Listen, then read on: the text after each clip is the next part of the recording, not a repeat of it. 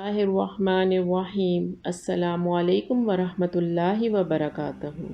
حضرت ابو ہریرہ رضی اللہ تعالیٰ عنہ بیان کرتے ہیں، رسول اللہ صلی اللہ علیہ وآلہ وسلم نے فرمایا، ماہ رمضان تمہارے پاس آیا ہے، اللہ نے اس کا روزہ تم پر فرض کیا ہے۔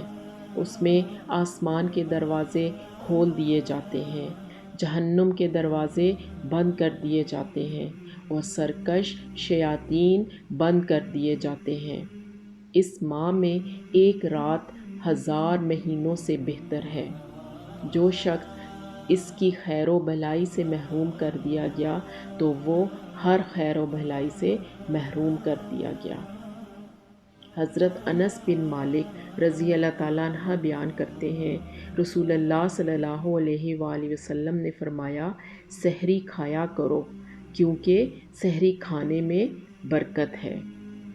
اسی طرح ایک اور جگہ رسول اللہ صلی اللہ علیہ وآلہ وسلم نے فرمایا، ہمارے اور اہل کتاب کے روزوں میں سحری کھانے کا فرق ہے۔ اللہ تعالی ہم سب کو سحری اور افطاری کرنے کی توفیق عطا فرمائے۔ جزاک اللہ خیر۔